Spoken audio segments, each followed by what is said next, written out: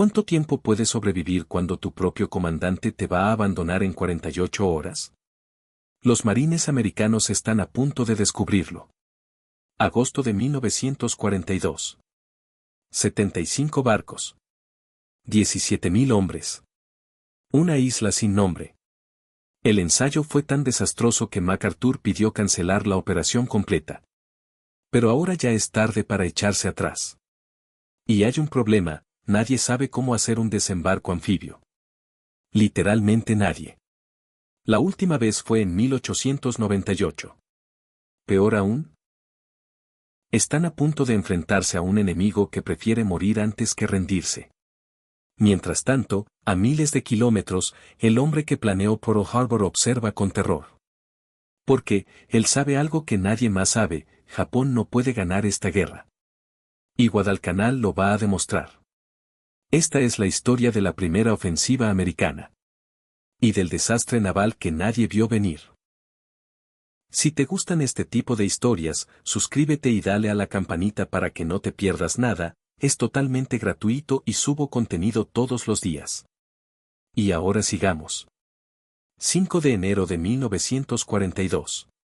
Mientras gritos exultantes de victoria resuenan en las calles de Tokio, el almirante Isoroku Yamamoto instruye al Estado Mayor de la Flota Combinada Imperial para comenzar a preparar la segunda fase de operaciones en la Guerra del Pacífico. Su estudio de los informes de situación sobre Filipinas, Malaya y puntos al sur indica que las tropas japonesas en unos pocos meses estarían en control del este de Asia y las otras áreas que habían atacado en diciembre. Así que Yamamoto le dice a su jefe de Estado Mayor, Matome Ugaki, que quiere que los planes estén completados para mediados de febrero. La velocidad con la que los japoneses habían conquistado el Pacífico Occidental asombró a los planificadores en Tokio y provocó un agudo desacuerdo dentro del Estado Mayor Imperial. Los ardientes nacionalistas militares querían seguir presionando mientras Japón fuera victorioso, sin importar cuán lejos llevara esa planificación.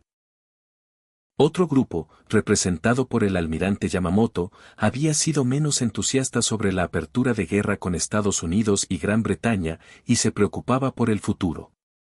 Una razón por la que Yamamoto estaba en el mar a bordo del buque insignia de la flota combinada, el Yamato, era que amigos en el Estado Mayor Imperial se habían preocupado de que si permanecía en Tokio sería asesinado debido a su oposición pública a la guerra ilimitada.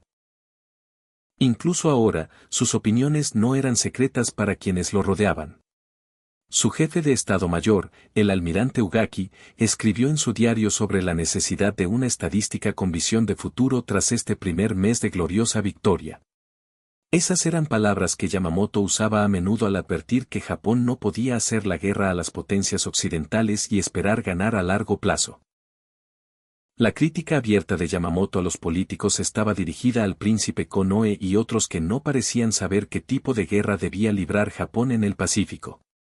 3 meses antes de Pearl Harbor, Yamamoto se había reunido con su amigo Ryoichi Sasakawa, presidente de la organización ultranacionalista Kokusuido, en el Club Naval Imperial de Chiba. Yamamoto, advirtiendo a su amigo que la guerra era inevitable debido a decisiones tomadas por los políticos, dijo: al principio tendremos todo a nuestro favor, extendiéndonos como un pulpo desplegando sus tentáculos. Y ahora, apenas un mes después de que comenzara la guerra, el pulpo estaba extendido casi por completo. Yamamoto, sin embargo, también había advertido a su viejo amigo que la euforia no podía durar. El momento, dijo, para la acción política era el momento en que cayera Singapur. Ese desastre desestabilizaría a los británicos en India y sin duda estarían dispuestos a escuchar conversaciones de paz. Yamamoto conocía bien a los británicos. Había sido miembro de las delegaciones a las conferencias navales de Londres de 1930 y 1934. También conocía a los americanos. Había sido agregado naval japonés en Washington desde 1926 hasta 1928. Estaba de acuerdo en que una vez que la guerra fuera iniciada por los políticos, debía ganarse rápidamente una victoria importante. Pero cuando se lograra esa victoria, creía que Japón solo tendría 1 año y medio para disfrutar de la gloria.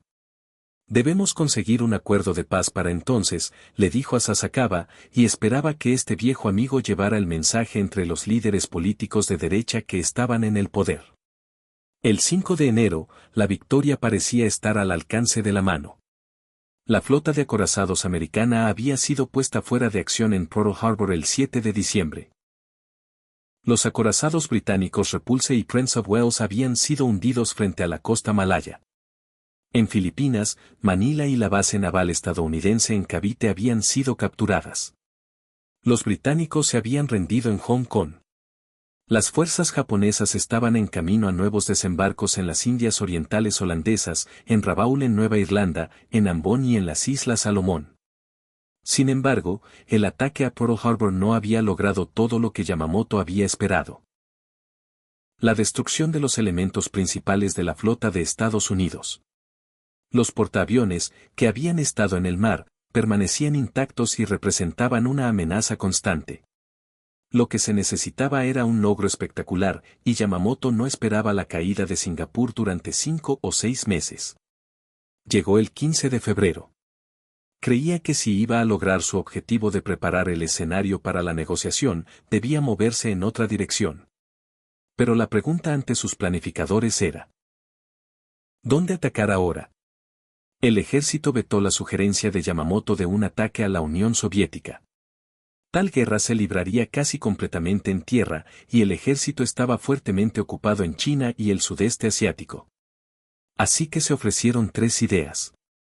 La favorita de Yamamoto era atacar en el Océano Índico, invadir Ceilán, atraer a la flota británica del lejano oriente y destruirla como Yamamoto había destruido los barcos americanos en Pearl Harbor. Luego avanzar hacia Oriente Medio para enlazar con los alemanes que avanzaban hacia los campos petroleros soviéticos en el Cáucaso. Así, la marina japonesa tendría asegurado todo el petróleo que necesitara. El ejército se negó a considerar una operación en Oriente Medio. Así que solo quedaban 2 planes. Uno, defendido por el Estado Mayor Naval en Tokio, proponía un ataque a Australia. Para privar a los americanos de esa base avanzada de operaciones, después de avanzar a las Islas Salomón, la Marina tomaría Nueva Guinea, Nueva Caledonia, Fiyi y Samoa. Los defensores de este plan en el cuartel general imperial ya estaban estableciendo sistemas de ocupación para Australia y Nueva Zelanda. Pero a Yamamoto no le gustaba el plan de Australia porque pensaba que llevaría demasiado tiempo y aún así no sería lo suficientemente espectacular como para detener a los americanos. Yamamoto también sabía que el ataque a Pearl Harbor había despertado el espíritu de venganza en un pueblo al que los japoneses habían aprendido a despreciar como blando e incompetente. Demasiado blando, decía el ejército, para librar una guerra hasta el final. Era evidente que incluso la captura de Singapur no detendría a los americanos. Yamamoto quería una victoria que hiciera posible que Japón extendiera una generosa rama de olivo. En enero, Yamamoto ordenó que se redactara otro plan. 2 meses después, envió oficiales a Tokio con el documento designado como el Plan Mi, que preveía una batalla frente a la isla Midway donde la fuerza de portaaviones americana sería destruida. También envió a Tokio el Plan Al, que detallaba la invasión del continente norteamericano vía Alaska. Si todo salía bien, Hawái sería ocupado y, más tarde, quizás la costa oeste. Como mínimo, las victorias en Midway y las Aleutianas darían a los políticos una base para negociar el tipo de paz que Yamamoto esperaba lograr. En Tokio, los almirantes discutieron alrededor de la mesa de conferencias en el Ministerio de Marina. Pero al final, Yamamoto se salió con la suya. Olvidada quedó la importancia potencial de la caída de Singapur en febrero y el inminente colapso de Bataan y Corregidor, cualquiera de los cuales podría haber servido al propósito de Yamamoto. La razón por la que ya no eran importantes radicaba en la incursión de abril del escuadrón de bombarderos B-25 del teniente coronel Jimmy Doolittle sobre Tokio. La incursión de Doolittle había conmocionado a los japoneses y los había hecho darse cuenta de que los americanos solo estaban comenzando a luchar. En junio, después de que la operación Midway se convirtiera en un desastre para Japón, no hubo tiempo para recriminaciones. De hecho, el ejército ni siquiera conocía la magnitud completa de la derrota. La noticia de la destrucción de 4 grandes portaaviones de flota fue cuidadosamente suprimida, de modo que solo se conocía en los niveles más altos de la marina. Mientras Yamamoto había estado en su excursión a Midwa, el Estado Mayor Naval en Tokio había movido constantemente la marina y sus fuerzas aéreas hacia el sur para preparar el próximo intento de aislar a Australia. Las fuerzas navales habían tomado Rabaul el 23 de enero, y desde entonces habían llevado a cabo reconocimientos aéreos constantes y ataques de bombardeo contra otras islas y Nueva Guinea. Era evidente para los australianos, que comunicaron sus preocupaciones al general Douglas MacArthur tras su llegada en marzo, que los japoneses pronto se moverían contra Nueva Guinea. Si tenían éxito, sería casi un paseo para los japoneses tomar el norte de Australia. En febrero, los japoneses ya habían bombardeado Darwin. En marzo, cuando invadieron Salamaua en Nueva Guinea, el ritmo se aceleró. En mayo, justo antes de la batalla de Midwa, los japoneses enviaron una fuerza de ocupación hacia Port Moresby, pero fue rechazada por la feroz defensa de americanos y australianos en la batalla del Mar del Coral. Los japoneses, sin embargo, ocuparon Tulagi al norte de Guadalcanal y construyeron allí una base de hidroaviones. La batalla del Mar del Coral convenció a los planificadores en Washington y Australia de que debían prepararse para un movimiento japonés en el sur. MacArthur le dijo al gobierno australiano que debía estar listo para un ataque antes de una embestida japonesa que generalmente se esperaba contra India. Envió un cable al general Marshall solicitando 2 portaaviones y 1000 aviones. Pero en Washington, en mayo, el almirante Honest J. King, jefe de operaciones navales, informó al general Marshall que hasta finales de junio solo tendría 2 portaaviones operativos en todo el Pacífico. Mientras tanto, en vísperas de Midwa, los japoneses tenían 10.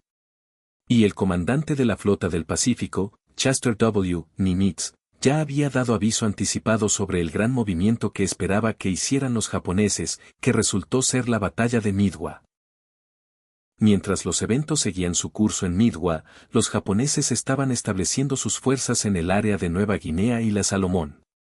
El mayor general Tomitaro Orii desembarcó la fuerza de los mares del sur en Salamaua. Las tropas navales ocuparon Lae y comenzaron a construir una base aérea allí. Independientemente del almirante Yamamoto, el Estado Mayor Imperial había planificado la operación de Port Moresby, y el teniente general Harukichi Yakutake recibió órdenes de presionar hacia Nueva Caledonia, Fiji y Samoa, y estar listo para reanudar el avance contra Port Moresby en julio. Eso sería después de la batalla de Midwa, cuando se esperaba que el almirante Yamamoto hubiera regresado con su flota combinada. Se esperaba que esa gran fuerza de portaaviones protegiera este nuevo movimiento. A pesar de la derrota en Midwa, que fue reportada como una victoria a las fuerzas en el campo, el cuartel general imperial no alteró sus planes. Pocos días después de Midwa, los australianos informaron al general MacArthur que los japoneses estaban listos para moverse. En vista de la victoria de Midwa, MacArthur sugirió que los aliados hicieran un ataque preventivo en el área de Nueva Bretaña-Nueva Irlanda, y luego un asalto a Rabaul, la principal base naval y aérea japonesa en la zona. Con 2 portaaviones, los 1000 aviones y una división anfibia, MacArthur forzaría a los japoneses a retroceder hasta Truk. El 12 de junio, el general Marshall ofreció al almirante King el plan de MacArthur con algunas modificaciones. Quería 3 portaaviones en lugar de 2, una división de marines y 3 divisiones del ejército para realizar los asaltos. El almirante King se opuso a la idea porque pondría a MacArthur al mando de la lucha. Las otras razones de King eran complementarias: los portaaviones estarían sujetos a ataques desde bases terrestres y no tendrían suficiente protección. Como resultó, la Marina tuvo que enfrentarse a ambos problemas tácticos en Guadalcanal. King ideó su propio plan. Un impulso desde las Nuevas Hébridas por fuerzas bajo mando naval. MacArthur objetó que sus fuerzas del ejército sirvieran bajo la Marina, pero nadie podía negar la necesidad de detener a los japoneses antes de que tomaran Nueva Guinea y estuvieran listos para atacar Australia. El problema para el Estado Mayor Conjunto era quién iba a comandar la operación. Le dieron la fase 1, la tarea primaria de tomar las islas Santa Cruz, Tulagi y posiciones adyacentes, al almirante King. Guadalcanal era solo un punto en el mapa sin valor táctico o estratégico conocido. Ni siquiera merecía un nombre en este plan del JCS. Al general MacArthur le dieron un premio de consolación. Después de la fase 1, él tomaría el mando y limpiaría a los japoneses del resto de la Salomón, Rabaul y Nueva Guinea. El almirante King se salió con la suya porque el Estado Mayor Conjunto reconoció que King ya había planificado una línea de defensa a través del Pacífico para proteger a Australia, y su plan necesitaría relativamente menos fuerzas que el de MacArthur. Miles de tropas estaban entrenando en Nueva Caledonia, y King había logrado que el general Arnold enviara varios escuadrones de aviones de la Fuerza Aérea del Ejército de Estados Unidos allí. Había reforzado Samoa y FAT en las Nuevas Hébridas y planeaba poner una base en Tonga. El almirante Wilson Brown, cuya indecisión en el momento de la crisis de la isla Wake había suscitado la molestia de King, fue enviado a una unidad recién establecida llamada Comando de Entrenamiento Anfibio en San Diego. Él y el mayor general de Marines Holland Smith recibieron instrucciones de desarrollar nuevas técnicas para la guerra insular. El contraalmirante Richmond Kelly Turner, oficial jefe de planes de King, sugirió que el primer esfuerzo debía ser mantener la línea en el Pacífico Sur mientras se entrenaban las fuerzas anfibias. La segunda etapa sería una ofensiva combinada de Estados Unidos, Australia y Nueva Zelanda a través de las Islas Salomón hasta el archipiélago de Bismarck y las Islas del Almirantazgo. La tercera etapa implicaría la captura de las Islas Carolinas y Marshall, y la cuarta etapa llevaría a los aliados a las Indias Orientales holandesas o a Filipinas. El almirante King aprobó este plan. Era justo lo que él mismo visualizaba. Hizo arreglos para traer al vicealmirante Robert L. Gormley, que estaba sirviendo como observador naval en Londres, para dirigir el comando del Pacífico Sur. King destacó al contraalmirante Turner de la División de Planes y le dijo que se preparara para asumir el cargo de comandante de la operación anfibia. Todo esto se hizo incluso antes del asalto japonés a Port Moresby y Tulagi. El vicealmirante Gormley salió de Washington el 1 de mayo. Asumiría el comando de la Fuerza del Pacífico Sur el 19 de junio. Pero primero tuvo que ir a Pearl Harbor para reportarse al almirante Nimitz, que sería su superior directo. Para cuando Gormley llegó a Pearl Harbor, la ofensiva japonesa ya estaba comenzando en el Pacífico Sur. El 22 de mayo, un avión del ejército vio un avión japonés de reconocimiento fotográfico tomando imágenes de Guadalcanal. La inteligencia del ejército sugirió que los japoneses se estaban preparando para construir un aeródromo allí. El 25 de junio, la inteligencia del ejército informó que la hierba en la llanura central de la isla había sido quemada y se habían levantado tiendas en el área. Se estaba construyendo un muelle en Lunga. 6 días después, un observador costero australiano en Guadalcanal informó que la construcción de un aeródromo solo esperaba la llegada de las unidades de construcción japonesas. Incluso conocía los nombres, la 11ª y 13ª Fuerzas Pioneras, que eran el equivalente de las unidades CB americanas. Esta información fue confirmada en una intercepción de radio realizada por los oficiales de inteligencia de Nimitz en Pearl Harbor. El grupo de inteligencia de radio de la Flota del Pacífico, que había descifrado partes del código naval japonés, captó un mensaje diciendo que la 11ª y 13ª Fuerzas Pioneras llegarían a su destino el 4 de julio. La inteligencia de la flota sumó 2 más 2. El almirante Turner casualmente estaba visitando Pearl Harbor ese día, de camino a prepararse para el desembarco anfibio en algún lugar del Pacífico Sur. Cuando el almirante Nimitz recibió el informe de inteligencia de radio, el almirante Turner supo a dónde iba. No podía ser otro lugar que la Salomón. En 2 semanas, Turner estaba en Wellington, donde abordó su buque insignia, el USS Macaulay, el antiguo barco de pasajeros de la Graceland Santa Barbara.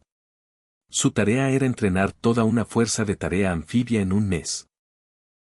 Mientras Turner comenzaba a mover barcos y hombres, el almirante Gormley estaba de camino a Melbourne para conferir con el general MacArthur. Gormley salió de Nueva Zelanda con la cabeza llena de pensamientos sombríos sobre la insensatez de intentar organizar una operación anfibia cuando nadie sabía cómo hacerlo. MacArthur, que tenía sus propias razones para no gustar del plan, estuvo completamente de acuerdo con él. También acordaron que con los aviones disponibles no podían garantizar a los desembarcos suficiente cobertura aérea.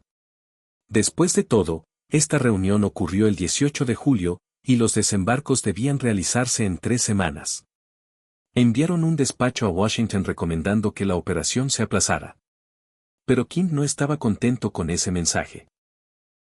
King le había dicho a su nuevo comandante que le estaba entregando un trabajo difícil y que no podría proporcionarle las herramientas adecuadas hasta quizás el otoño. La respuesta fue no. La invasión procedería según lo planeado.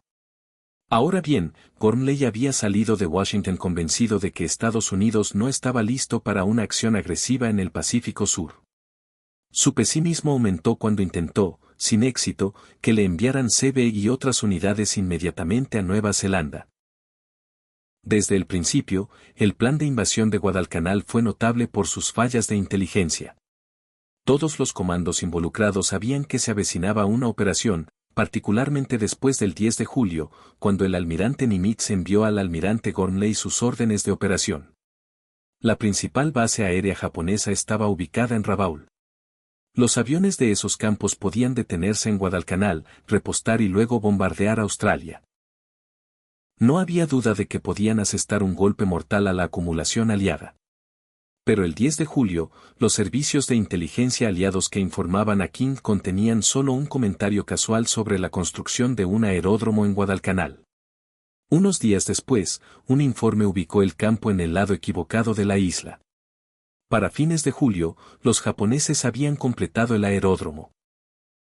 Y en el cuartel general de la flota combinada en Japón, el almirante Yamamoto dio órdenes de que la primera misión escalonada saldría de Rabaul el 14 de agosto. Como comandante de la Operación General de Estados Unidos, el almirante Gormley trató desesperadamente de conseguir más ayuda para construir bases avanzadas, traer más aviones. Pero dondequiera que se volvía, aprendía la verdad de la afirmación del almirante King de que no podría proporcionar a Gormley las herramientas adecuadas. Los suministros de las fuerzas de invasión, por ejemplo, fueron cargados de cualquier manera a bordo de los transportes en Auckland. Había muchos muelles, de modo que los barcos podrían haber sido descargados y recargados con suministros en el orden de su uso previsto. En cambio, los barcos fueron enviados a Numea, que no tenía tales instalaciones. El almirante King tenía al menos una idea general de las dificultades, pero no había tiempo para demoras. King sabía mejor que cualquiera de sus subordinados la absoluta necesidad de detener a los japoneses antes de que llegaran a Australia. El calendario permanecía vigente. Para finales de julio, la prisa continuaba, y 17.000 marines se movían en barcos de tropas desde California, Pearl Harbor, Numea y Samoa. El almirante Gormley estaba demasiado ocupado para celebrar una conferencia de sus comandantes. Pero el 28 de julio, el almirante Frank Jack Fletcher, que se suponía que estaba al mando táctico, convocó una reunión a bordo de su buque insignia, el portaaviones Saratoga. Por primera vez, los comandantes de las unidades tácticas se reunieron para hablar sobre la invasión. El almirante Fletcher debía proteger la invasión con su fuerza de tarea. El almirante Turner debía entregar las tropas del general de marines Alexander Van de Greve. Una vez que los marines hubieran tomado la isla, se traerían tropas de guarnición. Pero tan apresuradamente se convocó esta operación que nadie había hecho provisiones para que ninguna tropa se mantuviera en reserva. No había más hombres disponibles en el Pacífico Sur. La reunión en el Saratoga no fue feliz. Fletcher comenzó anunciando que protegería los desembarcos en Guadalcanal solo durante 2 días. Insistió, y los miembros del personal de Gormley en la reunión estuvieron de acuerdo, en que los portaaviones no debían arriesgarse. Fletcher era cauteloso. Pensaba que toda la operación era descabellada, apresurada y condenada al fracaso. El almirante Turner, que tenía una mejor idea del panorama militar global que cualquier otro hombre en el camarote ese día, reprendió a su superior. No tenía sentido ese tipo de argumento, dijo.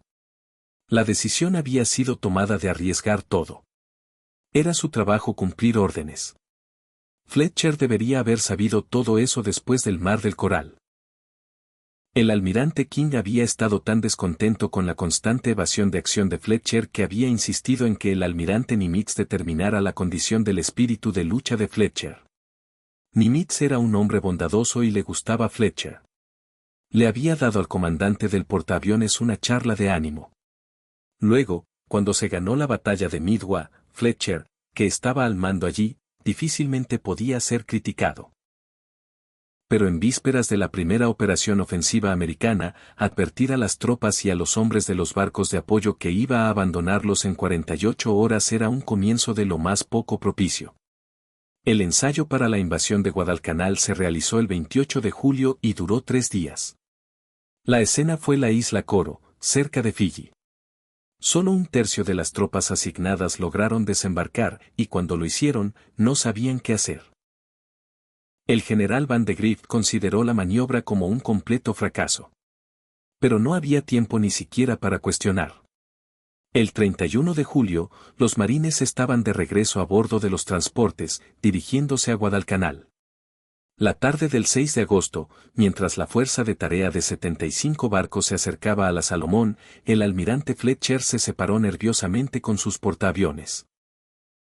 Tendría sus aviones sobre la fuerza de desembarco como prometió, pero los 26 barcos del grupo de portaaviones estaban siendo llevados lo más lejos posible del peligro.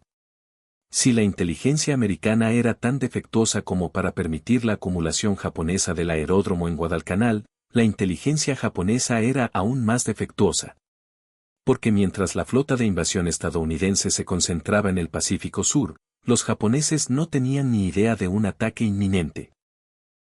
En julio de 1942, el ejército japonés estaba preocupado con tratar de capturar Nueva Guinea como punto de escenificación para sus operaciones contra Australia y Nueva Zelanda. La fuerza de los mares del sur del mayor general Tomitaro Ori desembarcó 2.000 tropas cerca de Buna. Después de capturar Buna, el plan japonés era construir aeródromos allí como preludio a un nuevo ataque contra Port Moresby. Así que en julio, el poder aéreo japonés se concentró contra Port Moresby. Los bombarderos y cazas barrían los muelles y aeródromos casi todos los días. Después de los desembarcos japoneses, las fuerzas aéreas japonesas también fueron llamadas a apoyar la cabeza de playa, y en los primeros días de agosto su atención estaba fija en el nuevo impulso. La Fuerza Aérea Combinada Australiana y Americana respondió con ataques sobre las bases aéreas japonesas en Lae. Durante estos preparativos, el buque insignia del almirante Yamamoto, el Yamato, estaba anclado en Hachirajima en aguas japonesas. De manera relajada, se estaba preparando para las próximas operaciones aéreas sobre Australia y vería entonces qué acción debía tomarse a continuación. En preparación, el 3 de agosto, los grupos aéreos navales estacionados en Lae fueron llevados de regreso a Rabaul para estar listos para las operaciones de Guadalcanal que comenzarían la semana siguiente. Durante la primera semana de agosto, los cielos del Pacífico Sur estaban nublados y solo un puñado de aviones de búsqueda japoneses tomaron los cielos. Ninguno de ellos encontró la armada americana que navegaba hacia Guadalcanal. Los aviadores japoneses que volaban desde Rabaul se sorprendieron al encontrarse con aviones portaaviones americanos en los cielos alrededor de Buna. Se les había dicho que los portaaviones estadounidenses habían sido destruidos en Midway. Los pilotos asumieron que los portaaviones estaban operando con fuerzas australianas que habían marchado a través de las montañas Owen Stanley. En realidad, estaban entrenando para la invasión de Guadalcanal. Nadie en el alto mando imperial ni en el campo sospechaba una invasión inminente. Después de sus 8 meses de victorias continuas, era difícil para los japoneses creer que los aliados pudieran lanzar una invasión por mar. Si se hubiera sugerido la idea, habrían estado de acuerdo con el general MacArthur y el almirante Gormley en que tal invasión casi no tenía posibilidades de éxito. Así que mientras la fuerza expedicionaria americana avanzaba hacia Guadalcanal, disfrutaba del elemento sorpresa. El 4 y 5 de agosto, los 75 barcos navegaron bajo un cielo encapotado. El 6 de agosto, la flota se movió a través de chubascos casi todo el día. Pero cuando amaneció la mañana del 7 de agosto, el cielo se despejó, lo que significaba que los aviones del portaaviones tendrían buena visibilidad para sus ataques. La flota pasó a cuarteles generales a las 5:30 y a las 6 los portaaviones lanzaron su primer ataque. Los aviones del Wasp, Saratoga y Enterprise recibieron objetivos asignados en la isla de Guadalcanal, Tulagi, Gabutu y Tanambogo. Los japoneses habían establecido una base de hidroaviones en Gabutu y Tanambogo, que estaban conectadas por una calzada. Los aviones japoneses habían permanecido en tierra el día anterior por el mal tiempo. La fuerza de tarea del almirante Fletcher reportó un avión no identificado durante el día, pero si era japonés o un avión del comando del general MacArthur era indeterminado. En cualquier caso, los japoneses no se alarmaron hasta las 6:12 de la mañana, cuando el cuartel general de comunicaciones en la base de hidroaviones de Tulagi envió un mensaje frenético anunciando el ataque. El mensaje de radio fue enviado a las flotas cuarta, sexta y octava, al almirante Yamamoto y al cuartel general imperial. Era simple y sucinto: bombardeo pesado enemigo en curso. El clima se había despejado y los aviones del portaaviones despegaron hacia nubes cúmulos dispersas bajo la luz de una luna en cuarto creciente. Los cazas y bombarderos se dirigieron a sus misiones designadas. 8 cazas liderados por el teniente L.H. Bauer despegaron del Enterprise para atacar Guadalcanal, aviones, lanchas torpederas PT, instalaciones de tropas y depósitos de suministros. No encontraron aviones ni lanchas PT, y ametrallaron los edificios en el aeródromo en Long Point. Mientras tanto, otros 8 cazas del Enterprise mantuvieron una patrulla aérea de combate sobre los transportes desde las 6 hasta las 8, cuando fueron reemplazados por otros. Los bombarderos comenzaron a golpear Tulagi y el área de Long Point, pero no se vio actividad aérea enemiga en toda la mañana. Los americanos lo tenían todo para ellos mismos, y los únicos aviones dañados fueron aquellos heridos en accidentes operacionales. Los aviones de los otros portaaviones atacaron la base de hidroaviones en Gabutu. La sorpresa fue completa. Los aviones americanos llegaron y comenzaron a bombardear y ametrallar los hidroaviones en el agua. Destruyeron 9 hidroaviones similares al Zero, un hidroavión cuatrimotor Cavanisi y 8 hidroaviones que servían tanto como aviones de búsqueda como bombarderos. Algunos pilotos japoneses que intentaron despegar fueron derribados antes de estar en el aire. Ni un solo avión japonés en Gabutu sobrevivió al ataque. Otros aviones del portaaviones golpearon concentraciones de tropas japonesas en Tulagi. Algunos atacaron objetivos en las playas que los marines pronto invadirían. Antes del amanecer, los marines en las cubiertas de los transportes podían ver las altas montañas de la isla que era su objetivo. Los transportes se deslizaron a través del estrecho cuello que corre entre Guadalcanal e Isla Savo hacia el canal de Sealark. Cuando amaneció, los cañones de los buques de guerra de escolta dispararon, y los destellos de luz iluminaron la flota. Prácticamente no hubo fuego de respuesta. El bombardeo de los cruceros y destructores que acompañaban a los barcos de transporte comenzó incendios a lo largo de la costa. Un depósito de petróleo explotó, enviando llamas saltando hacia el cielo. A las 8, después de 2 horas de bombardeo y bombardeo de la isla, las lanchas de desembarco comenzaron a moverse hacia la costa norte al este de Long Point. Los marines estaban nerviosos. Ni ellos ni sus oficiales tenían ninguna experiencia práctica en tal desembarco, porque esta era la primera invasión anfibia americana desde la Guerra Hispanoamericana. A las 9, las tropas estaban desembarcando en Guadalcanal. No encontraron resistencia porque los japoneses habían huido hacia las colinas. El avance fue ridículamente fácil. Los marines pronto vieron cuán completamente habían sorprendido al enemigo. Se encontraron con barracas de madera en las que nunca se había dormido. Encontraron una tienda con una mesa de desayuno llena de platos y tazones de carne, arroz y ciruelas cocidas. Había tazones de arroz medio llenos esparcidos por todas partes, palillos apresuradamente dejados caer sobre la mesa o sobre las esteras de paja del suelo.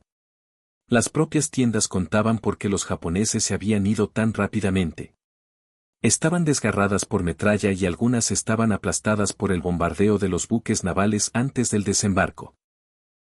Pero cualquier morén que sintiera ganas de celebrar la facilidad con la que habían tomado sus objetivos iniciales tenía algunas sorpresas en camino. Era cierto que los japoneses habían sido sorprendidos en Guadalcanal y aún no se habían atrincherado ni creado fortificaciones permanentes, porque la mayoría de los hombres eran tropas de construcción, no hombres de combate. Pero al otro lado, en Tulagi, el primer batallón de asalto del teniente coronel Mararadsen y el quinto batallón del segundo de marines habían encontrado resistencia obstinada. Aproximadamente 250 japoneses estaban ubicados en esta isla. Los japoneses eran tropas del destacamento de base aérea de Yokohama bajo el capitán Shigetoshi Miyazaki. Eran combatientes experimentados y dedicados. Los primeros Raiders de Edson eran las tropas americanas más duras del Pacífico. Eran todos voluntarios, elegidos de las filas de una fuerza conocida por sus cualidades de combate. El concepto Raider había surgido de la recomendación del teniente coronel Avens Carlson para la creación de una fuerza de comandos. La experiencia de Carlson había incluido un periodo de servicio de varios meses con el octavo ejército de ruta comunista chino en sus luchas de guerrilla contra los japoneses en el norte de China. Los Raiders de Edson habían entrenado durante muchos meses bajo condiciones espartanas, y cuando llegaron a Guadalcanal ya tenían una reputación poderosa. Como resultó, necesitarían cada truco que habían aprendido, y aprenderían algunos nuevos. Esta invasión fue el primer contacto entre tropas americanas altamente entrenadas y veteranos japoneses experimentados desde que la guerra había comenzado en diciembre. Los japoneses tenían una reputación incluso más temible que la de los batallones Raiders, ganada a través de la marcha fenomenalmente rápida de sus fuerzas a través de Filipinas, Malaya y las Indias Orientales. Durante meses, Tokio había cacareado sobre sus victorias, y medio mundo había llegado a creer que los japoneses eran invencibles, una reputación que el alto mando imperial se complacía en fomentar. Tulagi, entonces, fue en cierto sentido el primer campo de pruebas. Las tropas de Edson desembarcaron a las 8:15 de la mañana en la parte noroeste de la isla. Al principio, el avance no pareció mucho más difícil que en Guadalcanal. Encontraron alguna resistencia de unos pocos puestos avanzados. La parte noroeste de Tulagi estaba cubierta de selva espesa, árboles pequeños, enredaderas y bugambilia con sus hermosas hojas y espinas afiladas. Al principio, el terreno parecía ser el peor obstáculo. Edson perdió solo un hombre, y ese a manos de un francotirador, cuando los marines alcanzaron la playa. Edson planeaba moverse tierra adentro hacia una cresta que corría a lo largo de la isla y luego trabajar a lo largo de la cima de esa cresta, limpiando las laderas a medida que avanzaban hacia el sur. Pero el terreno era tan difícil que les tomó 3 horas a los hombres abrirse paso a través de 1,5 millas de terreno ascendente. Habiendo alcanzado la línea de la cresta, los marines avanzaron, salieron de la jungla y chocaron directamente contra las defensas centrales japonesas construidas en la ladera. Los japoneses habían construido refugios y troneras de roca, y habían colocado sus ametralladoras cuidadosamente para crear campos de fuego entrelazados. La defensa japonesa se basaba en mantener al enemigo debajo de ellos. Pero los marines descubrieron que arrastrándose por los acantilados podían arrojar cargas de dinamita y granadas en los refugios. Y ese fue el método que tuvieron que usar para avanzar. Una vez que un refugio era volado, todavía no era seguro. En un hoyo, los americanos mataron a 17 japoneses con cargas de dinamita. Anmorin vio una radio dentro y entró a recuperarla. Todavía había 2 soldados japoneses vivos, y le dispararon a él y a otro hombre que vino después de él antes de que fueran muertos. Una sección de marines atacó esta posición defensiva en el centro de la isla, mientras que el centro y el flanco izquierdo de la fuerza de Edson empujaron hacia abajo por la cresta. Pero incluso a lo largo de la línea de cresta, el avance no fue fácil. Una compañía sufrió un 15% de bajas esa primera tarde. La resistencia frontal era rígida, pero con los japoneses, la resistencia frontal era solo la mitad de la batalla. Los francotiradores parecían estar en todas partes, atados en árboles, en las copas de los edificios, detrás de las rocas. Una táctica favorita de los francotiradores era dejar pasar el elemento delantero de una unidad de marines y luego comenzar a disparar a los hombres desde atrás. Este movimiento casi siempre significaba la muerte para el francotirador, pero por lo general no antes de que hubiera causado varias bajas. Y una cosa que los primeros Raiders aprendieron ese día fue que las pequeñas balas de rifle y ametralladora japonesas de calibre .025 eran más propensas a herir que a matar. Lo cual, desde el punto de vista japonés, era satisfactorio, ya que se necesitaban tropas y recursos adicionales para cuidar a los heridos. Durante la tarde, los Raiders avanzaron por la cresta hasta que se toparon con un barranco de 3 lados cuyo suelo era un antiguo campo de cricket británico. Los japoneses se habían atrincherado en las paredes del barranco y establecieron los campos de fuego que se volverían tan familiares en los meses posteriores. A medida que los marines avanzaban, se encontraron con fuego cruzado. Edson se detuvo porque estaba cayendo la oscuridad, y este no era momento para estar probando peligros desconocidos. Esa noche, los marines en Tulagi tuvieron otra experiencia nueva. Los japoneses, sabiendo que estaban superados en número sin posibilidad de supervivencia, organizaron uno de los contraataques desesperados y mortales por los que se volverían infames. Esperaron hasta que el perímetro Morin estuviera tranquilo. Luego, a las 10:30 de la noche, irrumpieron entre 2 compañías y rodearon a una de ellas. Los marines lucharon en sus trincheras y al descubierto usando armas, ametralladoras, granadas y cuchillos. Los japoneses avanzaron por la cresta hacia el puesto de mando del coronel Edson y llegaron a un punto 50 yardas de él. Finalmente, los marines dominaron a los japoneses y los rechazaron, pero no antes de que una compañía hubiera perdido la mitad de sus suboficiales. Al día siguiente, 8 de agosto, se desembarcaron más tropas en Tulagi hasta que hubo 7.500 en ese lado del canal de Sealark. Los Raiders de Edson y hombres del 5º Batallón del 2º de Marines comenzaron a moverse de nuevo hacia el extremo sureste de la isla.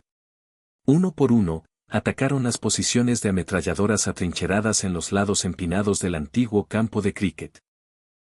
De una cueva sacaron 35 japoneses muertos, algunos ya pudriéndose y apestando, pero algunos muertos en el último momento de defensa de la posición. De esto los americanos dedujeron correctamente que la táctica japonesa era mantener una posición hasta el final a menos que se ordenara la retirada. Prueba de la disciplina de las Fuerzas Armadas japonesas. Aquellas tropas que se rindieron en Guadalcanal eran en su mayoría miembros de batallones de trabajo, no tropas de combate. Los Raiders ese segundo día encontraron docenas de ejemplos de un espíritu que no habían visto antes. En un refugio acorralaron a 3 oficiales japoneses que al final solo tenían una pistola cargada entre ellos. Mientras los marines se preparaban para hacer el asalto final, oyeron 3 disparos. Cuando entraron en el refugio, descubrieron 3 cuerpos y una pistola vacía. Un oficial había disparado todas sus balas menos las últimas 3, luego disparó a sus 2 compañeros y a sí mismo. En esos primeros días, esta actitud suicida sorprendió a los marines. Era difícil para un americano entender cómo hombres acorralados o heridos sin esperanza de supervivencia en su hoyo, sabiendo que el enemigo tenía una ventaja material y numérica abrumadora, casi invariablemente elegirían la muerte antes que la rendición. Tomó algo de acostumbrarse. Pero después de que algunos japoneses habían fingido rendirse solo para sacar armas o bayonetas para atacar a sus captores, o para explotar granadas para matarse a sí mismos y a sus enemigos, los marines tomaron a los japoneses en sus propios términos. A partir de entonces, prácticamente no hubo más intentos de persuadir a los soldados japoneses para que se rindieran. Tulagi fue puesto bajo control ese segundo día, aunque no todos los japoneses en la isla habían sido muertos. Durante días después, los francotiradores japoneses hostigaron a las tropas americanas hasta que el último francotirador fue muerto. Uno tiene una idea de la obstinación de la lucha en Tulagi en la experiencia del sargento artillero Angus Goss. Había ido por delante de sus hombres para atacar una cueva cerca del campo de cricket. Los japoneses habían disparado esporádicamente desde esa posición. Se acercó lo suficiente como para lanzar granadas de mano en la cueva. Los marines habían sido entrenados para tirar del pasador de anillo de la granada con forma de huevo, lanzar, contar lentamente y escuchar la explosión. El sargento Ghost tiró del pasador, lanzó y contó. 1, 2, 3, 4, 5, 6. La granada fue lanzada de vuelta fuera de la cueva, y tuvo que agacharse para escapar de la explosión de su propia arma. Después de otra experiencia idéntica, sostuvo la granada durante 3 segundos, luego lanzó 4, 5, 6, y salió de nuevo. El sargento Gous pidió una carga de mochila, una bolsa llena de dinamita usualmente utilizada para volar edificios. Metió la carga, la cebó y corrió hacia atrás un poco. Los japoneses empujaron la carga fuera de la boca de la cueva. La dinamita explotó e impulsó una astilla de roca en la pierna de Gous. La herida no fue lo suficientemente grave como para debilitarlo, pero dolió lo suficiente como para enfurecerlo. Cogió su subfusil y se lanzó dentro de la cueva rociando fuego. Mató a 4 soldados japoneses y contó otros 8 que habían muerto antes. Si era posible, la lucha en Gabutu y Tanambogo fue peor que la de Tulagi. Los desembarcos allí llegaron a media mañana. No se comprometieron muchas tropas porque nadie esperaba encontrar muchos japoneses allí. Pero como la base de hidroaviones estaba en estas islas, los japoneses las habían fortificado. Los marines se toparon con problemas. Los japoneses fueron sorprendidos y aún no se habían recuperado del bombardeo y ataque aéreo que había destruido sus hidroaviones, por lo que las primeras tropas en tierra fueron recibidas solo con fuego de rifle. Pero cuando la segunda ola de marines llegó a la playa, los japoneses se habían organizado a unas 500 yardas hacia atrás y el fuego era intenso. La tercera ola recibió fuego antes de que las lanchas de desembarco llegaran a la costa, y las bajas fueron pesadas. Gabutu y Tanambogo estaban dominadas por pequeñas colinas de no más de 150 pies de altura, pero por encima de los desembarcos a nivel del mar, esta altura era suficiente. Los japoneses habían construido sus defensas a lo largo de las laderas y estaban bien provistos de ametralladoras, rifles automáticos y municiones. Como en Tulagi, cada posición japonesa tenía que ser tomada. No se retiraban. La ferocidad de la lucha en Tanambogo era casi increíble. En las primeras olas, los marines habían desembarcado tanques. Los japoneses habían venido corriendo hacia el muelle de Tanambogo donde se habían hecho los desembarcos. Habían metido palancas bajo las orugas, arrojado granadas e intentado prender fuego a los tanques con trapos empapados en gasolina. Un comandante de tanque había abierto la escotilla y empleado la ametralladora del tanque para matar a 23 soldados japoneses antes de que uno trepara por el costado del tanque y lo apuñalara hasta la muerte con una bayoneta. Otro japonés entonces arrojó trapos empapados en gasolina dentro del tanque y se incendió. A media tarde de este primer día, era evidente que los marines podrían usar refuerzos. Una unidad que había desembarcado antes en la isla Florida, donde no había japoneses, fue llamada para ayudar. Tanambogo había sido tomada, pero los marines no pudieron asegurar la calzada que unía las dos pequeñas islas. Los refuerzos fueron ordenados a Tanambogo y al anochecer recibieron 5 minutos de bombardeo preparatorio de los buques navales. Desafortunadamente, uno de los últimos proyectiles golpeó un depósito de combustible cerca de la playa e iluminó la costa como si fuera mediodía. Mientras los marines llegaban, los japoneses los tenían claramente silueteados contra el mar desde los refugios en las colinas. Venía un flujo constante de fuego de ametralladora y rifle. 2 barcazas de marines llegaron a la playa, pero el timonel de la tercera barca fue muerto en su timón, y la barca giró y se dirigió de vuelta al mar. Las siguientes barcas hicieron lo mismo, creyendo que había habido algún cambio en las órdenes. Así que los hombres de las 2 barcas quedaron varados en tierra, y su única protección era el muelle de concreto. Los japoneses estaban disparando. Tan pronto como los americanos devolvieron el fuego, los japoneses localizaron la posición por las trazadoras. Pronto varios hombres estaban abatidos. Una barca se retiró llevando a los heridos, y pasó algún tiempo antes de que la confusión se eliminara y otras barcas comenzaran a desembarcar. Mientras tanto, los japoneses lanzaron un contraataque en la playa. El capitán Crane, el líder de la unidad, quedó aislado de su barca. Él y 5 hombres se escondieron en la maleza. En la oscuridad escaparon para regresar a la playa después de que los japoneses se habían retirado a sus posiciones en la ladera. Finalmente fueron sacados, pero fueron las 4:00 de la mañana del 8 de agosto antes de que otra unidad desembarcara y pudiera asegurar la calzada. Cuando comenzó la lucha, había 500 japoneses en los islotes conectados de Gabutu y Tanambogo. Cuando terminó la lucha, no quedaba ninguno. Temprano en la mañana del 7 de agosto, la estación de radio de Tulagi envió la primera palabra del asalto estadounidense a Rabaul. La noticia asombrosa llegó al aeródromo de Rabaul justo cuando los pilotos de las misiones de la madrugada se preparaban para despegar para otro día de hostigamiento de los australianos en Nueva Guinea. Las órdenes fueron canceladas inmediatamente y todos los aviones disponibles fueron despachados para atacar la fuerza de invasión americana. Antes de que los aviones pudieran despegar, recibieron la noticia poco acogedora de Tulagi: toda la flotilla de hidroaviones había sido destruida. Luego se interrumpió el contacto con Tulagi, lo que solo podía significar que la base allí había sido invadida.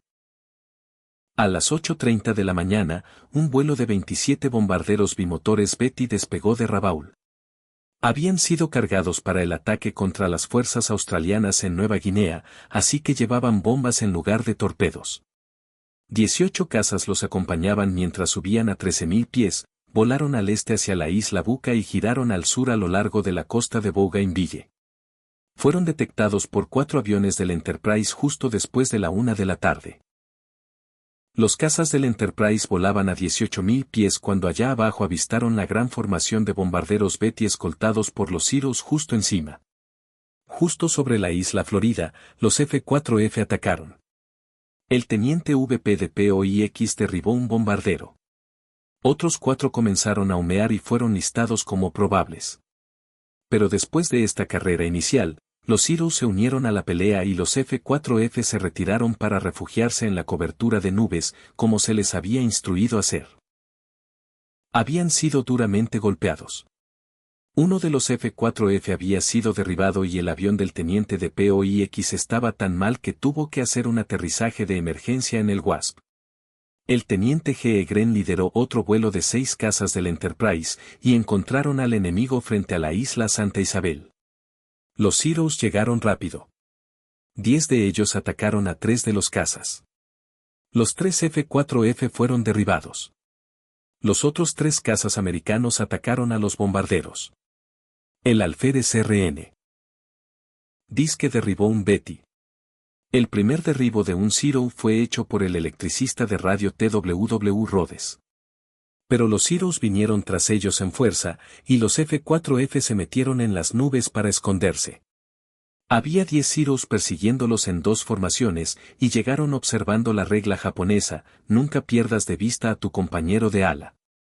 Atacaron a los F-4F desde el cuarto de estribor, y el teniente Gren, el piloto alistado W.S. Stevenson Jr., y el maquinista de piloto W.H. Warden fueron derribados. Uno de los observadores costeros rescató a Gren del agua frente a la isla Santa Isabel.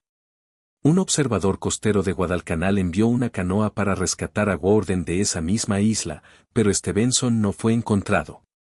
A bordo de los otros portaaviones, la historia fue muy parecida. Los bombarderos eran objetivos mucho más fáciles. 6 cazas del Escuadrón de Combate 323 se toparon con bombarderos enemigos frente a Longview Point y derribaron 4 de ellos. El maquinista D. Runyan destruyó 2 él solo. Justo después de las 2:30 de la tarde, cuando los bombarderos Betty japoneses y los cazas Zero comenzaron su carrera sobre las islas, los observadores costeros estaban en alerta. Paul Edward Mason, un plantador de copra en tiempos de paz, estaba estacionado en la colina Malaguna en Bougainville con vista a Buin.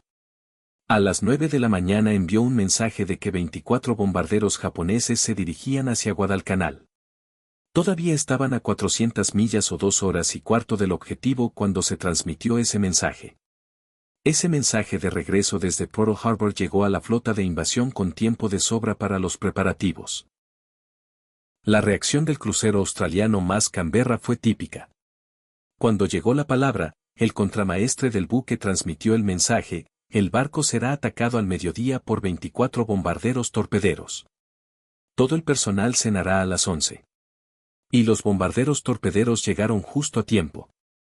Los cazas estadounidenses subieron por encima de ellos a 20.000 pies cuando los bombarderos alcanzaron la costa norte de Guadalcanal y miraron hacia abajo en la flota de invasión. Al mediodía, los cazas del portaaviones americano y los cañones de los barcos estaban listos para ellos. Por primera vez en el Pacífico Sur, los japoneses estaban sintiendo los resultados del contraataque. Los aviones de combate americanos fueron bastante efectivos contra los bombarderos bimotores. De los 24 Betis que finalmente llegaron sobre Guadalcanal, todos menos uno fueron derribados. El único daño sufrido en ese primer ataque fue al destructor Mugford, que fue alcanzado por una bomba. Contra los cazas Zero, sin embargo, fue una historia diferente. El oficial piloto Saburo Sakai, el as principal de Japón, estaba entre esos 18 elegidos por su habilidad para hacer esta primera misión de largo alcance sobre el objetivo. La fuerza japonesa fue atacada por A4 Wildcats de los portaaviones y entraron directamente por los bombarderos, ignorando los Zeros. Los Zeros protegieron a los bombarderos tan bien como pudieron, pero luego se volvieron hacia los cazas americanos. Sakai estaba desconcertado por las tácticas americanas. Los pilotos de la Marina se lanzaban contra los Zeros, pero si fallaban en el primer pase, se dispersaban y evadían. Habían sido instruidos bien por sus oficiales de inteligencia, que sabían que el Zero era superior en capacidad de giro y ascenso, así como más rápido. Después de una batalla sombría y hábil, Sakai derribó un F-4F y un bombardero en picado SBD que por sí solo atacó a 4 Zeros. Varios otros pilotos japoneses hicieron derribos, mientras que se perdió un Zero. El piloto Sakai atacó un grupo de bombarderos torpederos SBD pensando que eran cazas, y corrió directamente hacia 4 ametralladoras escupiendo fuego tripuladas por artilleros traseros que lo tenían en la mira mientras entraba. Su Zero quedó gravemente destrozado y resultó gravemente herido. Sin embargo, logró volar el avión de regreso a Rabaul y aterrizarlo antes de colapsar. En el aire, los japoneses todavía tenían una ventaja temporal en la calidad del Zero, pero ya los americanos en sus F-4F estaban comenzando a aprender a usar las limitaciones del enemigo a su favor. La cuestión del control del aire obviamente iba a ser objeto de acalorada disputa. En este momento particular, los americanos tenían la ventaja de la proximidad con los portaaviones cerca de la costa. Pero los japoneses tenían la ventaja del número en Rabaul. Y el esfuerzo americano estaba seriamente obstaculizado por la superioridad de los Zeros japoneses sobre los cazas americanos. Los pilotos de portaaviones estaban volando el A4 Wildcat, que no era tan rápido ni tan maniobrable como el Zero, y los japoneses podían volar en círculos alrededor de ellos. La única ventaja del F-4F era su construcción robusta y protección blindada. Todo lo que se necesitaba para mantener la proporción de aviones perdidos tan baja como lo fue para los americanos. En Rabaul, los japoneses se recuperaron rápidamente de la sorpresa de la invasión americana. Pero el problema para los cazas japoneses era el viaje de ida y vuelta de 1100 millas. Por esa razón, el primer día, el comandante Nakajima, líder del escuadrón de cazas, se había resistido a las demandas de la autoridad superior de que todos los Zeros disponibles fueran enviados a la lucha. Solo había despachado a sus aviadores más experimentados. Pronto estaría enviando a otros, y las pérdidas se volvieron más serias, en gran parte debido a las vastas distancias que debían atravesar. Al anochecer del primer día, la invasión estadounidense parecía segura. Las tropas americanas se habían acercado al aeródromo y no habían encontrado ninguna resistencia sustancial. Se capturó un prisionero, y este indicó que solo había unos 600 soldados de combate en la isla y 1400 trabajadores, y que habían huido al lado opuesto.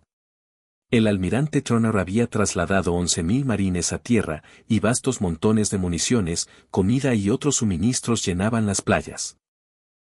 El general Van de Grift había notado que la fuerza de playa era incapaz de asimilar los suministros, pero temiendo que los portaaviones pronto se movieran, estaba contento de ver que los suministros seguían llegando. Estableció una segunda cabeza de playa, pero pronto estaba tan abarrotada como la primera. A las 8:40 de la mañana del 8 de agosto, el observador costero Jack Reed en el paso de Buca avistó 45 bombarderos en picado japoneses que habían despegado de Kavieng. 30 minutos después, Pearl Harbor repitió la transmisión a los barcos. Los aviones del portaaviones atacaron y destruyeron muchos de los bombarderos enemigos, pero en este día los barcos estadounidenses no escaparon ilesos. Un bombardero en llamas se zambulló en la cubierta del transporte George F. Elliott y lo incendió. Un bombardero en picado envió un torpedo al destructor Jarvis, dejándolo fuera de acción. Esa mañana, los aviones del Enterprise y los otros portaaviones despegaron en sus misiones y encontraron los cielos despejados. Ametrallaron y bombardearon concentraciones de tropas a lo largo del río Tenaru y trabajaron sobre el aeródromo de nuevo. Alrededor de las 10, 3 cazas del Enterprise descubrieron un grupo de bombarderos torpederos japoneses entrando bajo sobre la superficie del agua para atacar los transportes. Los americanos los atacaron. El maquinista Runyan derribó un bombardero y un caza. El alférez VHH Rouse derribó 2 bombarderos torpederos bimotores y el alférez J.D. Schumacher derribó otro. Ese fue el final de la actividad aérea del día. Al anochecer, el Fighting Sex del Enterprise contó sus pérdidas, 6 pilotos derribados por Zeros. Los cazas Zero japoneses todavía tenían la ventaja en experiencia y aeronaves, pero los pilotos americanos ya estaban comenzando a aprender trucos del oficio. El comandante del grupo aéreo del Enterprise concluyó que el Zero tenía 2 debilidades principales, potencia de fuego limitada e incapacidad para resistir el castigo. Debido a la tasa superior de ascenso del Zero, maniobrabilidad y capacidad de combustible, se advirtió a los pilotos de F-4F que se mantuvieran juntos. Cuando fueran atacados, cada elemento de 2 aviones debería establecer un movimiento de tijera, girando constantemente uno hacia el otro. Así, el par de F-4F podría concentrar su potencia de fuego superior en el enemigo, mientras sabían que sus propios aviones podían absorber una cantidad enorme de castigo. En tierra, los marines lucharon contra la feroz oposición japonesa en Tulagi, Gabutu y Tanambogo. En Tulagi, sufrieron 90 bajas pero tomaron el control de la isla al final del segundo día. La guarnición japonesa de 250 hombres luchó hasta el final. 200 hombres fueron muertos, 3 se rindieron, y el resto nadó el estrecho hasta la isla Florida para continuar luchando. En Gabutu y Tanambogo, los marines sufrieron 250 bajas. La guarnición japonesa de 500 hombres fue aniquilada hasta el último hombre.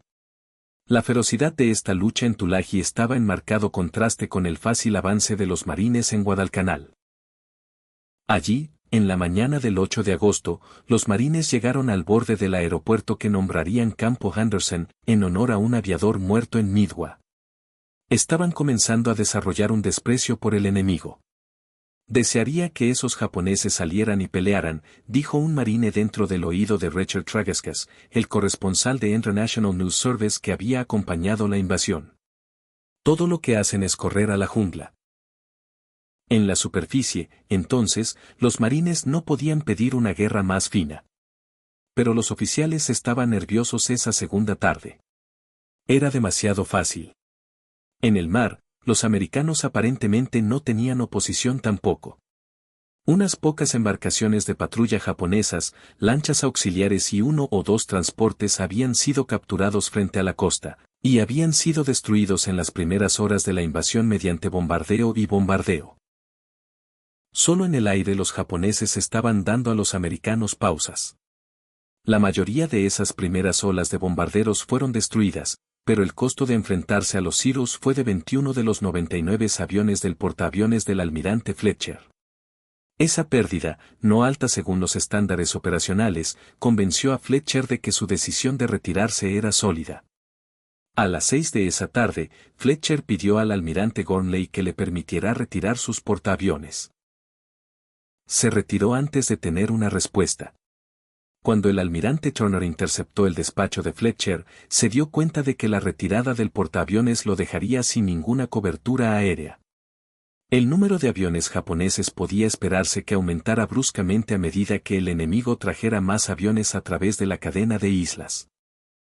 Mientras Fletcher comenzaba a retirarse, los japoneses se movían en fuerza. Cuando la palabra invasión había sido enviada desde Guadalcanal a Rabaul, el vicealmirante Gunichi Mikaba había reaccionado inmediatamente. El almirante Mikaba era comandante de la octava flota y la fuerza de los mares exteriores del sur, lo que significaba que tenía la responsabilidad de toda la operación del Pacífico Sur. Su primer movimiento fue cargar 6 pequeños transportes con tropas y despacharlos con escolta de destructores para reforzar la guarnición de 2000 hombres de Guadalcanal. Pero el convoy se topó con el submarino americano S-38, que estaba operando desde Australia tras la caída de Filipinas. El S-38 hundió el transporte Meiyomaru con 342 hombres a bordo. El hundimiento, junto con los informes de la enorme flota de invasión americana, persuadió al almirante de que era demasiado peligroso en ese momento intentar reforzar la guarnición. Llamó de vuelta a los otros 5 transportes. Para entonces, la asistencia naval japonesa ya estaba en camino a Guadalcanal. El almirante Mikawa había tenido suerte en la cuestión del momento.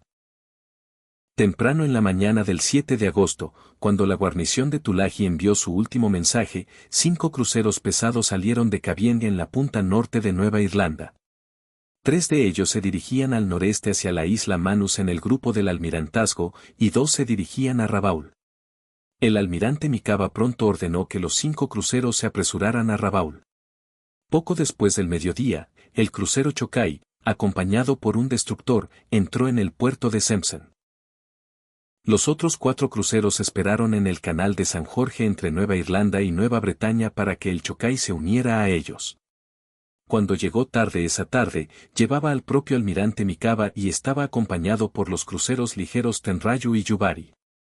Así que los japoneses se movieron hacia Guadalcanal con 5 cruceros pesados, 2 cruceros ligeros y un destructor. Mientras navegaban hacia el sur, el almirante Mikawa compuso su plan de batalla. Al reducir la velocidad, podían retrasar su llegada hasta después de la medianoche del 8 de agosto y hacer un ataque sorpresa nocturno sobre las fuerzas americanas en la cabeza de playa. El almirante sabía que los americanos tenían varios portaaviones en esa área, mientras que él no tenía ninguno. Un ataque nocturno era una garantía de que no sería hostigado por aviones americanos, ya que los americanos no tenían registro de competencia en operaciones aéreas nocturnas. De hecho, los americanos no tenían registro de competencia en ningún tipo de operaciones navales nocturnas, mientras que este aspecto de las tácticas se había convertido en una especialidad japonesa. El problema de Mikawa esa tarde era cómo acercarse a Guadalcanal sin llegar demasiado pronto y aún así no delatar el elemento sorpresa. Tenía que atacar para apoyar a los defensores de Guadalcanal.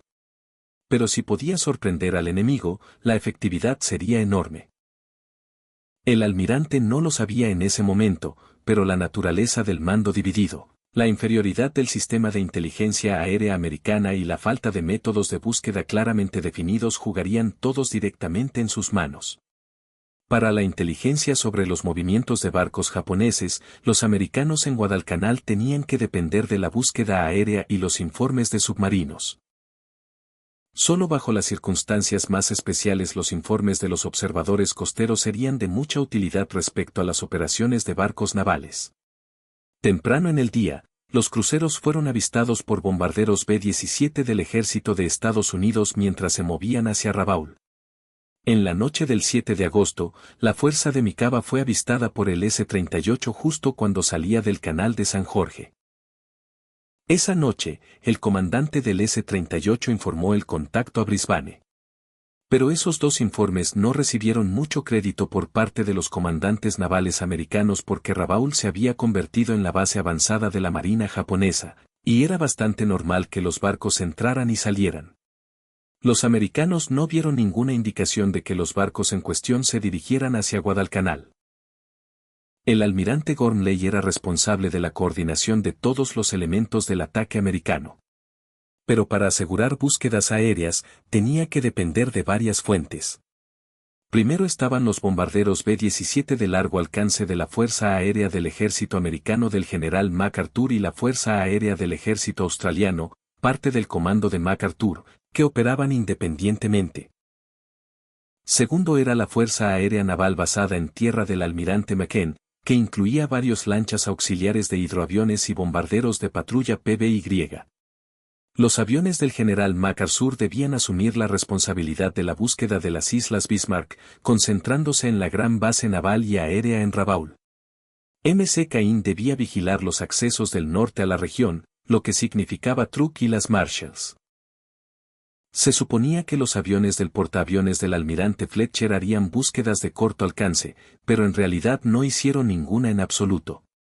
Fletcher estaba obsesionado con sus preocupaciones. El almirante Turner había mirado sus cartas y visto que los japoneses tenían un enfoque maravilloso a la isla de Guadalcanal a lo largo de la costa oeste de Bougainville. Directamente hacia abajo entre la isla Choiseul y Bella la Bella, pasando Colombangara, entre Nueva Georgia y Santa Isabel, y luego entre la isla Florida y la costa norte de Guadalcanal. El carril fue bautizado el SWAT. Pronto se volvería infame en la historia naval americana. En la mañana del 8 de agosto, 4 PBY debían volar desde Endeni en un patrón triangular largo de 700 millas cuyo ápice eran las Islas Fiji. Subirían casi directamente al oeste de las Islas Santa Cruz. 6 PBY volarían patrones de búsqueda desde Espíritu Santo hacia el noreste sobre las Islas Santa Cruz y terminarían en un punto ligeramente por encima de las Bismarcks, pero muy al oeste de la fuerza de tarea japonesa. 6 PBY se desplegarían desde Malaita a través del SWAT desde Guadalcanal para buscar un área al norte y oeste del SWAT. 3 B-17 debían buscar al norte de Guadalcanal. En la noche del 7 de agosto, cuando el almirante Turner estudió el plan de búsqueda para el día siguiente, encontró que el SWAT estaba completamente descubierto. Pidió al almirante McKen una búsqueda especial allí al día siguiente. Pero de alguna manera, entre el buque insignia del almirante Turner, el cuartel general del almirante McKen y la lancha auxiliar de hidroaviones Mackinac en Malaita, el mensaje se perdió. La búsqueda nunca se hizo. Así que el 8 de agosto, los americanos habían dejado descubierto el enfoque más obvio de cualquier fuerza naval enemiga a Guadalcanal. Y hasta aquí la historia de hoy. Gracias por acompañarme en este viaje a través del tiempo. Déjame saber en comentarios qué te ha parecido lo que sucedió en Guadalcanal, y si te ha gustado el video, regálame un like. Si conoces a alguien a quien le gusten las batallas y hechos de la Segunda Guerra Mundial, recuerda que las historias están para ser contadas, así que comparte este video para que llegue a más gente. No olvides suscribirte al canal y activar la campanita para no perderte nada, es totalmente gratuito y subo contenido todos los días. Y si te has quedado con ganas de más, te invito a que entres al canal y sigas viendo más vídeos. Nos vemos mañana.